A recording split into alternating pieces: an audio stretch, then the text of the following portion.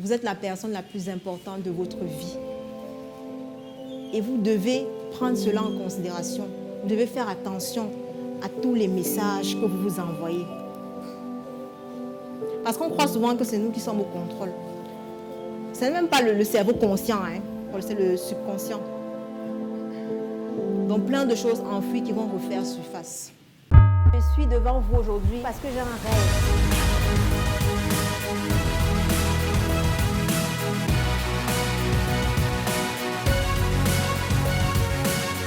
Je veux pouvoir vous aider à atteindre vos objectifs. Nous sommes notre ennemi numéro 1.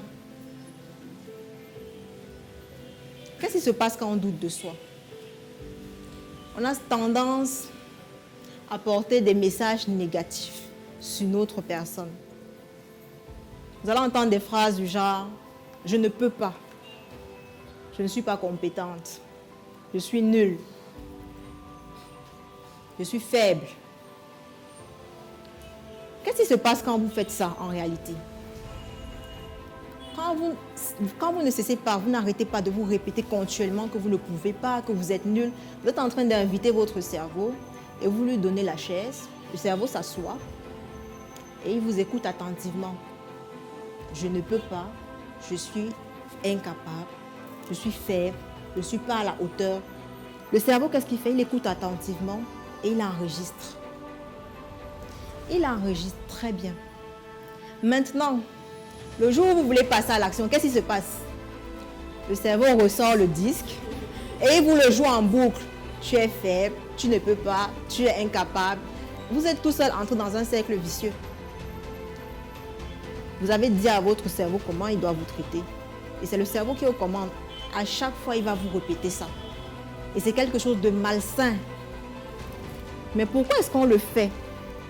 Est-ce qu'aujourd'hui, on est capable d'avoir son ami et de dire à son ami, tiens Vanessa, tu es nulle, tu es incapable, tu ne peux pas.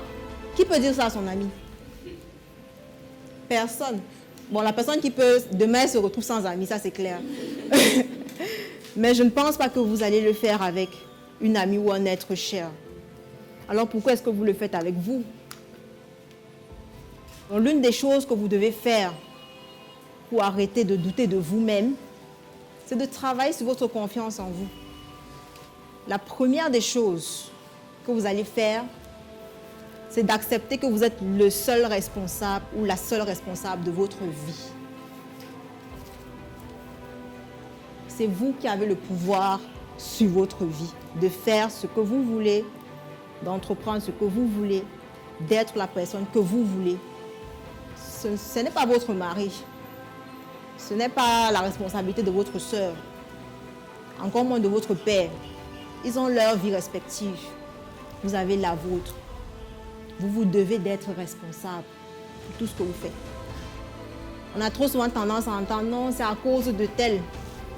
C'est à cause de tel si je n'ai pas. Non, il faut arrêter ça. Il faut être des personnes responsables. Ça n'a pas marché parce que tu n'as pas fait ce qu'il fallait.